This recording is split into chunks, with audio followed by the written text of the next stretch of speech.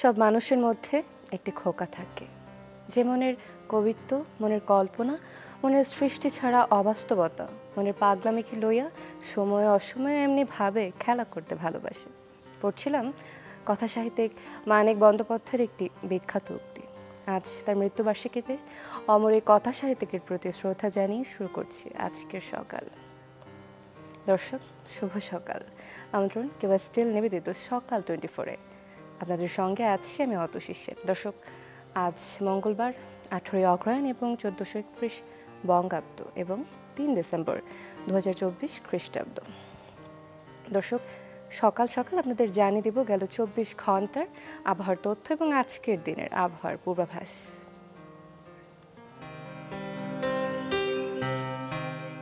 ঢাকায় সর্বোচ্চ তাপমাত্রা ছিল 29.7 ডিগ্রি সেলসিয়াস, সর্বনিম্ন তাপমাত্রা 20 ডিগ্রি সেলসিয়াস। রাজশাহীতে সর্বোচ্চ তাপমাত্রা ছিল 28.2 ডিগ্রি সেলসিয়াস, সর্বনিম্ন ছিল 14.8 ডিগ্রি সেলসিয়াস। রংপুরে সর্বোচ্চ তাপমাত্রা ছিল 28.8 ডিগ্রি সেলসিয়াস, সর্বনিম্ন তাপমাত্রা 14.2 ডিগ্রি সেলসিয়াস। ময়মনসিংহে সর্বোচ্চ তাপমাত্রা ছিল 29.3 ডিগ্রি সেলসিয়াস, সর্বনিম্ন তাপমাত্রা ছিল 15.7 ডিগ্রি সেলসিয়াস। চায়ের শহর সিলেটে সর্বোচ্চ তাপমাত্রা ছিল 30.2 ডিগ্রি সেলসিয়াস, সর্বনিম্ন ছিল 18.8 ডিগ্রি সেলসিয়াস। বন্দরনগরী চট্টগ্রামে সর্বোচ্চ তাপমাত্রা ছিল 30 ডিগ্রি সেলসিয়াস, সর্বনিম্ন তাপমাত্রা 23.9 ডিগ্রি সেলসিয়াস। খুলনায় সর্বোচ্চ তাপমাত্রা ছিল 27.7 ডিগ্রি সেলসিয়াস, সর্বনিম্ন ছিল 20.5 ডিগ্রি সেলসিয়াস। এবং বরিশালে সর্বোচ্চ তাপমাত্রা ছিল 29.7 ডিগ্রি সেলসিয়াস, সর্বনিম্ন তাপমাত্রা ছিল 20 ডিগ্রি সেলসিয়াস। দেশের সর্বনিম্ন তাপমাত্রা তেঁতুলিয়ায় 10.9 ডিগ্রি সেলসিয়াস এবং দেশের সর্বোচ্চ তাপমাত্রা ছিল টেকনাফে 31.7 ডিগ্রি সেলসিয়াস। আজ সারা দেশে অস্থায়ীভাবে আংশিক মেঘলা আকাশসহ আবহাওয়া প্রধানত শুষ্ক থাকতে পারে। সারা দেশে রাতের তাপমাত্রা 1 থেকে 2 ডিগ্রি সেলসিয়াস হ্রাস পেতে পারে এবং দিনের তাপমাত্রা প্রায় অপরিবর্তিত থাকতে পারে। দর্শক, জানছিলাম আবহাওয়ার তথ্য এবং শীত কিন্তু জেঁকে বসেছে, এবং যেহেতু শীত জেঁকে বসেছে সেহেতু আপনাদের একটু পরিযায়ী পাখির খবর দিতে চাই। এবং পরিযায়ী পাখির খবর আসলে কিন্তু যে নামটি এবং যে জায়গার নামটা আমাদের সবার প্রথমেই মনে পড়ে সেটি হচ্ছে জাহাঙ্গীরনগর বিশ্ববিদ্যালয়। প্রতি বছর শীত পড়তে শুরু করলে জাহাঙ্গীরনগর বিশ্ববিদ্যালয় ঝাঁকে ঝাঁকে পরিযায়ী পাখি আসতে শুরু করে। এবারের শীতের আগমনে তার কিছুটা ব্যতিক্রম। এখনও চোখে পড়ছে না তেমন অতিথি পাখি। জাহাঙ্গীরনগর বিশ্ববিদ্যালয় থেকে আরও জানাতে যুক্ত হচ্ছেন আমাদের সহকর্মী অপু ওয়াহাব। অপু, শুভ সকাল। যেমনটি দেখতে পাচ্ছি জাহাঙ্গীরনগর বিশ্ববিদ্যালয় রয়েছে। দর্শকদের যেমনটি বলছিলাম, জাহাঙ্গীরনগর বিশ্ববিদ্যালয়ে পরিযায়ী পাখি কিন্তু শীতকালে দেখা দেয়, কিন্তু এবার দেখা দিচ্ছে না। আসলে প্রকৃতি প্রেমীরা এই বিষয়টিকে কিভাবে দেখছে? শুভ সকাল অতসী। পরিযায়ী পাখির নাম আসলে জাহাঙ্গীরনগর নাম চলে আসে, তো যথার্থই বলেছেন। জাহাঙ্গীরনগর বিশ্ববিদ্যালয় আসলে প্রকৃতির রাজধানী, সংস্কৃতির রাজধানী এবং শীতের রাজধানী। শীতে নানান আনুষ্ঠানিকতা থাকে এখানে, কিন্তু বিগত দিনগুলোতে দেখে আসছি। তো অতিথি পাখি এবার নেই, কেন নেই এটা নিয়ে কিন্তু বিশ্ববিদ্যালয় জুড়ে আলোচনার কেন্দ্রবিন্দুতে রয়েছে বিশ্ববিদ্যালয়ের শিক্ষার্থী থেকে শুরু করে যারা পাখি নিয়ে কাজ করেন, প্রাণীবিদ্যা বিভাগ বিশেষ করে পাখি নিয়ে দেশের বিভিন্ন প্রান্তে ঘুরে বেড়ান, তারা কিন্তু এটা নিয়ে কাজ করছেন। আমি এরই মধ্যে কথা বলেছি, কয়েকজন শিক্ষকের সাথে কথা বলেছি, শিক্ষার্থীদের সাথে কথা বলেছি। সবাই উদ্বিগ্ন, বিশ্ববিদ্যালয়ের যে পরিবেশ, তার যে ঐতিহ্য, এটিকে হারাতে বসেছে এমন প্রশ্ন কিন্তু অনেকের মাঝেই দেখা দিয়েছে। তো অনেকেরই মত, বিশ্ববিদ্যালয়ের যে কলরব বেড়েছে, বিশ্ববিদ্যালয়ের যে মানুষের যাতায়াত বেড়েছে এবং বিশেষ করে বিশ্ববিদ্যালয়ের ভেতরে যে অটো রিক্সা চলে, তাদের যে হর্ন, তাদের যে শব্দ, তাদের যে গতি, এটি কিন্তু পাখির যে বসবাসের জায়গা সেটির অন্তরায়। আমরা এই মুহূর্তে যে জায়গাটিতে রয়েছি, বিশ্ববিদ্যালয়ের পুরাতন প্রশাসনিক ভবনের পাশে যে লেকগুলো, এই লেকগুলি মূলত অতিথি পাখিদের অভয়ারণ্য। পাশে সাইনবোর্ড কিন্তু ঝোলানো আছে অতিথি পাখিদের অভয়ারণ্য, এখানে ঢিল ছোড়া যাবে না। কিন্তু পাখির যে দেখা সেটি কাঙ্ক্ষিত পাখির দেখা এখনও এখানকার যে দর্শনার্থী তারা পাচ্ছে না। এইটি হচ্ছে মূল সমস্যার বা তার চিন্তার কারণ। তো জাহাঙ্গীরনগর বিশ্ববিদ্যালয়ের যে কথা বলছিলাম, যে শীত আসলে তাদের যে আনুষ্ঠানিকতা শুরু হয় এখানে, পুনর্মিলনী থেকে শুরু করে বিশ্ববিদ্যালয়ের জন্মদিন এবং নানান যে কার্যক্রম, এর জন্য কিন্তু যে শব্দ হয়, শব্দটি হচ্ছে পাখির বিচরণের ক্ষেত্রে প্রধান অন্তরায়। এই বিশ্ববিদ্যালয়ে যদি দেখেন এই সকালে, একদম শীতের সকালে কিন্তু মানুষের আনাগোনা বেশ। এর ভিতর দিয়ে বিশ্ববিদ্যালয়ের, আমি এই পাশে লেকটি একটু দেখাতে চাই ক্যামেরার চোখে, যে লেক রয়েছে, লেকে কিন্তু কুয়াশাচ্ছন্ন, কিন্তু পাখি নেই। তো পাশেই কিন্তু উঁচু ভবন, আপনি হয়তো লক্ষ্য করবেন এই বিশ্ববিদ্যালয়ে গত কয়েক বছরে কিন্তু বেশ কিছু ভবন অবকাঠামো তৈরি হয়েছে এবং বেশ উঁচু উঁচু 10 তলার করে কিন্তু ভবনগুলো, আবাসিক ভবন, শিক্ষার্থীদের আবাসিক ভবন এবং কর্মকর্তা কর্মচারীদের জন্য যে আবাসিক ভবন সেটি তৈরি করা হয়েছে। তো এই উঁচু ভবনগুলো কিন্তু পাখিদের যে বিচরণ, পাখিদের যে চলাচলের রাস্তা, সেটি কিন্তু বাধা হয়ে দাঁড়িয়েছে। তো সব মিলে বিশ্ববিদ্যালয়ে এখন পর্যন্ত পাখি নেই, তবে পাখি আসবে। অনেকে আশাবাদী, বিশ্ববিদ্যালয়ের সংশ্লিষ্ট যারা রয়েছেন আশাবাদী যে পাখি আসবে এবং শীতের যে মূল সৌন্দর্য সেটি কিন্তু উপভোগ করতে পারবে, এমনটি মনে করছেন। অতসী। অপু, আপনাকে অসংখ্য ধন্যবাদ আমাদের সাথে যুক্ত হবার জন্য।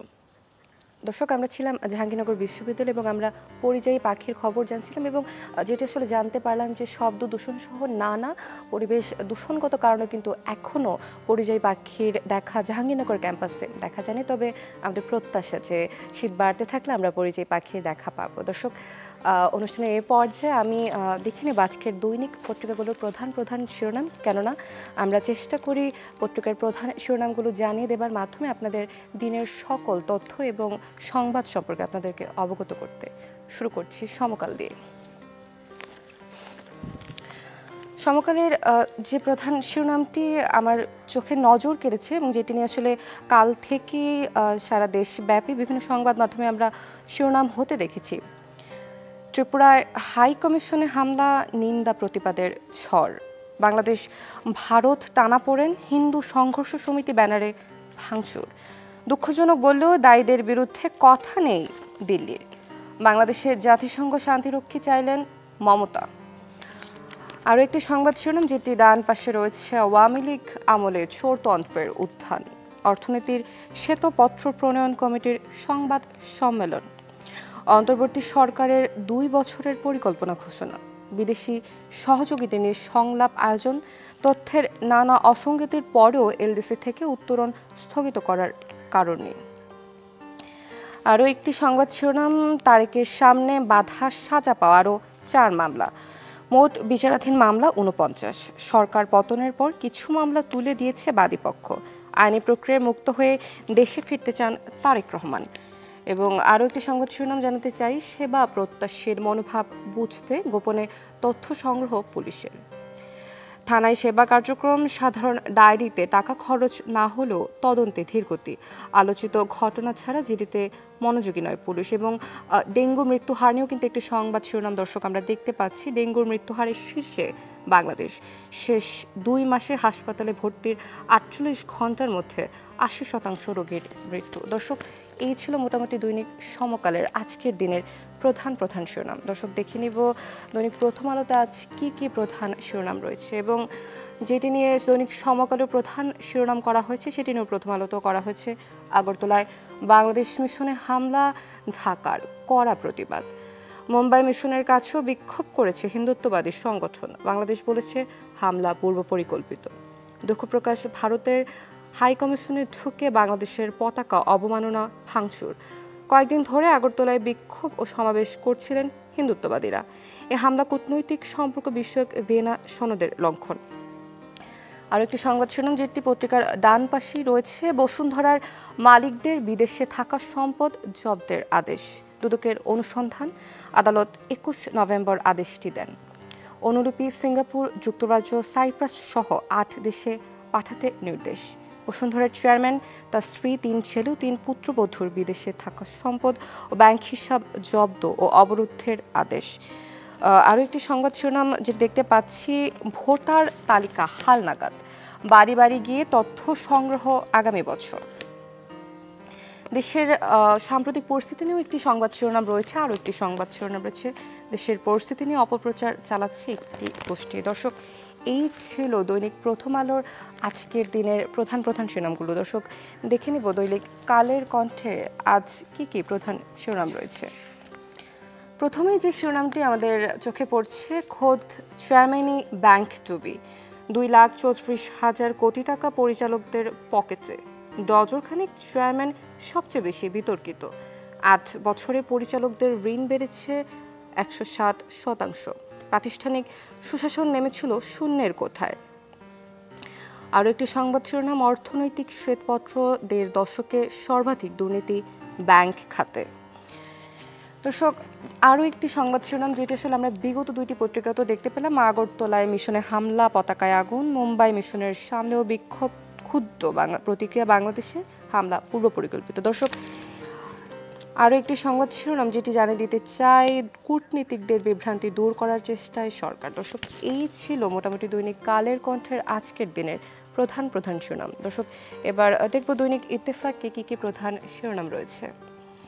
প্রধান শিরোনাম যেটি রয়েছে, আওয়ামী লীগকে সুবিধা দিতে 130 আসনের সীমানা বদল। যে আসনগুলোই বিএনপির জনপ্রিয়তা ছিল সেগুলো কর্তন করা হয়। 12টি জেলার 10.5টি সংসদীয় আসন কর্তন করেছিল হুদা কমিশন। জনসংখ্যার দোহাই দিয়ে শুধু ঢাকায় 7টি আসন বৃদ্ধি করা হয়। এবং নির্বাচনে একটি সংবাদ শিরোনাম দেখতে পাচ্ছি, সামনের নির্বাচন অনেক কঠিন হবে, এমনটাই মন্তব্য করছেন তারেক রহমান। দর্শক, এই ছিল দৈনিক ইত্তেফাকের আজকের দিনের প্রধান প্রধান শিরোনাম। দর্শক, দেখব দৈনিক যুগান্তরে আজ কি কি প্রধান শিরোনাম রয়েছে। যেমনটি গত 3টি পত্রিকাও আমরা সংবাদ শিরোনাম দেখতে পেলাম, অবশ্যই সেটি নিয়ে রয়েছে আগরতলার দূতাবাসে হামলা, হিন্দু সংঘর্ষ সমিতির ব্যানারে তাণ্ডব, ভাঙচুর, পতাকা অবমাননা, বাংলাদেশ ক্ষুদ্র তদন্ত দাবি, ভারতের দুঃখ প্রকাশ। দর্শক, এই ছিল মোটামুটি দৈনিক পত্রিকাগুলোর আজকের দিনের প্রধান প্রধান শিরোনাম। দর্শক, সকাল সকাল আপনাদের একটু ঠাকুরগাঁয়ে নিয়ে যেতে চাই। আজ ঠাকুরগাঁও মুক্ত দিবস। 3 ডিসেম্বর পাক হানাদার মুক্ত হয় ঠাকুরগাঁও। এই দিবস নিয়ে আর আজকের দিনের কর্মসূচি নিয়ে জানাতে ঠাকুরগাঁও থেকে যুক্ত হচ্ছেন আমাদের সহকর্মী ফাতেমা তুসগরা। ফাতেমা, শুভ সকাল। আজ ঠাকুরগাঁও মুক্ত দিবস এবং আসলে এই দিনটিকে ঘিরে সেখানে আজ কি কি কর্মসূচি রয়েছে আমাদের জানাবেন। শুভ সকাল অতসী। ঠাকুরগাঁও মুক্ত দিবস আজ 1971 সালের আজ 3রা ডিসেম্বর ঠাকুরগাঁও প্রথম পাকিস্তান হানাদার মুক্ত হয়। তো যে কারণে যথাযথ মর্যাদায় এই দিনটি পালন করা হয়। রাত 12টা 1 মিনিটে উদীচী শিল্পী গোষ্ঠী অপরাজয় 71-এ আলোকোজ্জ্বল প্রজ্বলন করে, মোমবাতি প্রজ্বলন করে এবং পুষ্পস্তবক অর্পণ করে। তারা কিন্তু এখানে শহীদদের স্মরণে 1 মিনিট নীরবতা পালন করে এবং এখানে শ্রদ্ধাঞ্জলি দেয়। এরপরও কিন্তু জেলা প্রশাসনও এই অনুষ্ঠানের সঙ্গে একত্রতা ঘোষণা করেছে। ঠাকুরগাঁয়ে সকাল 10টা থেকে শুরু হবে শোভাযাত্রা এবং সেখানে র্যালি হবে এবং এই দিবসটিকে ঘিরে কিন্তু সারাদিন ব্যাপী বিভিন্ন কর্মসূচি হাতে নিয়েছে জেলা প্রশাসন এবং উদীচী শিল্পী গোষ্ঠী। এখানে কিন্তু আলোচনা সভা রয়েছে, সাংস্কৃতিক অনুষ্ঠান রয়েছে এবং প্রতিটি মানুষ কিন্তু এই দিনটি উদযাপন করে ঠাকুরগাঁয়ে। তো ঠাকুরগাঁয়ে সারাদিন ব্যাপী বিভিন্ন কর্মসূচি রয়েছে। অতসী। ফাতেমা, আপনাকে অসংখ্য ধন্যবাদ আমাদের সাথে যুক্ত হবার জন্য। দর্শক, আমরা ছিলাম ঠাকুরগাঁয়ে। ঠাকুরগাঁও মুক্ত দিবস নিয়ে আমরা বিভিন্ন খবর জানছিলাম, আজকের দিনের কর্মসূচি। দর্শক, বলছিলাম যে শীত কিন্তু জেঁকে বসছে, প্রকৃতিতে ধীরে ধীরে শীত বাড়ছে, শীতের অনুষঙ্গ বাড়ছে। গাছিরা খেজুরের রস সংগ্রহ, গুড় তৈরিতে ব্যস্ত হয়ে উঠেছে। সেই কর্মযজ্ঞ নিয়ে জানাতে চুয়াডাঙ্গা থেকে সহকর্মী রেজাউল করিম লিটন আমাদের সাথে যুক্ত হচ্ছেন। লিটন, শুভ সকাল। খুব সুন্দর একটি জায়গায় আপনি রয়েছেন, দেখতে পাচ্ছি যে আপনার পেছনে, ঠিক পেছনে, আমি যদি ভুল না হই, গাছিরা খেজুরের রস থেকে গুড় তৈরি করার একটি প্রক্রিয়া দেখতে পাচ্ছেন, এটি নিয়ে আমাদের বিস্তারিত জানাবেন। অতসী, শুভ সকাল। আসলে এই শীতের যে অনুষঙ্গ খেজুরের রস থেকে গুড় তৈরি, এটি আসলে গ্রাম বাংলার বিরাট একটি ঐতিহ্য এই শীতের সকালে। এবং আমি সেই প্রক্রিয়াটি দর্শকদের দেখাতে চাই। আপনি দেখবেন, আমি প্রথমেই একটু যেতে চাই এই ধরনের এই যে মাঠের মধ্যে, এটি মাঠের মধ্যে কৃষকরা সকালে এসেই, আপনি দেখছেন সামনে একটি খেজুর গাছ, এই ধরনের অসংখ্য খেজুর গাছ আছে চুয়াডাঙ্গা জেলার এই মাঠে, পথে, প্রান্তরে, ক্ষেতে, রাইলে। এখনো দেখেন এই খেজুর গাছ থেকে ফোঁটা ফোঁটা রস কিন্তু পড়ছে, অর্থাৎ এই খেজুর গাছ থেকেই ঠিক ভোরে সূর্যোদয়ের সাথে সাথেই গাছেরা রস সংগ্রহ করেছেন। এবং সেই রস এই মাঠের মধ্যে বিশেষ প্রক্রিয়ায় এখানে খেজুরের এই ডালপালা দিয়ে তারা একটি ঘর তৈরি করেন, যেটিকে তা স্থানীয় ভাষায় বায়ান বলা হয়। যে এই বায়ানের মাধ্যমেই তারা রস গুড় জ্বালান।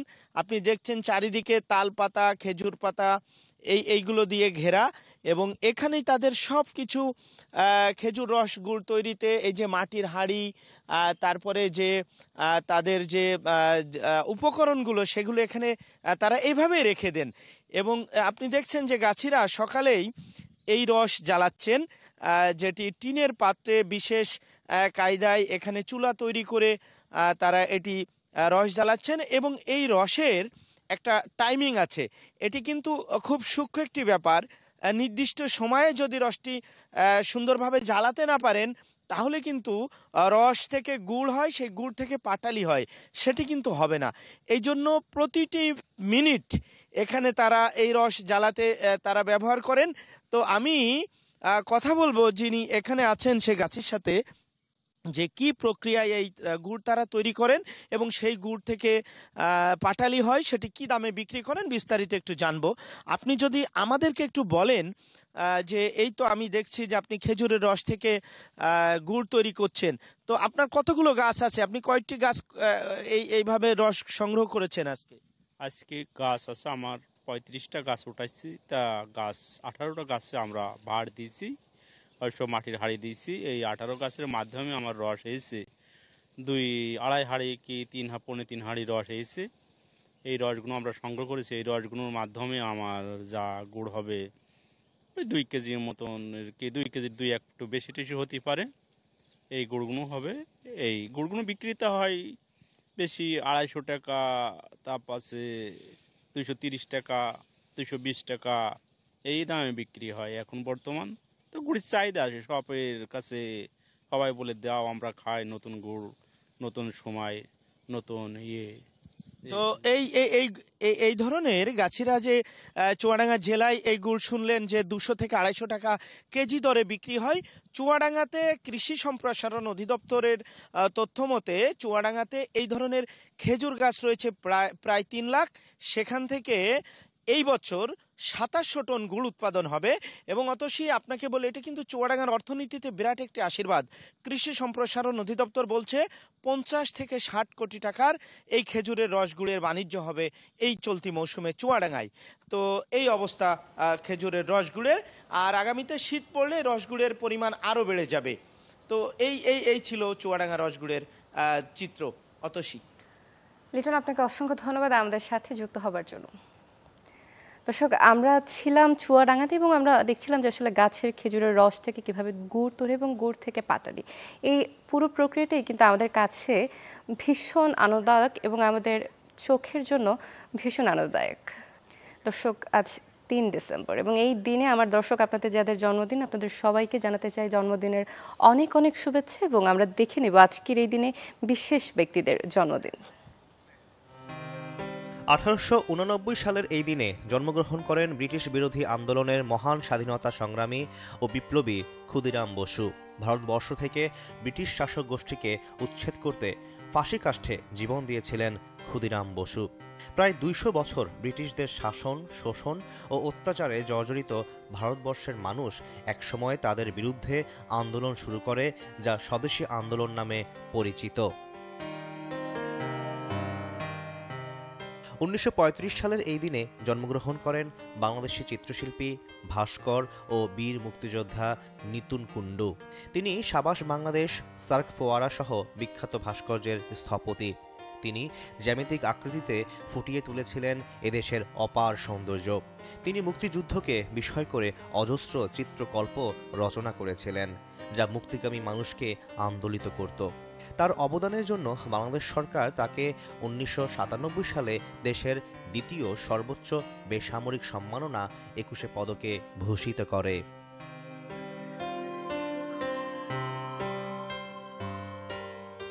1936 সালের এই দিনে জন্মগ্রহণ করেন বরেণ্য শিক্ষাবিদ, কবি এবং লেখক আবু হেনা মুস্তাফা কামাল।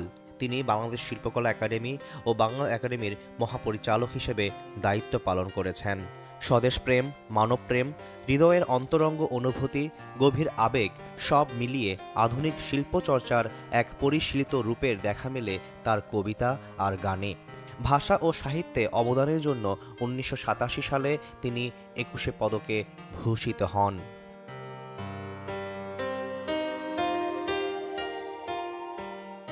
1922 সালের এই দিনে জন্মগ্রহণ করেন কিংবদন্তি গীতিকার, সুরকার ও সঙ্গীতশিল্পী শ্যামল গুপ্ত।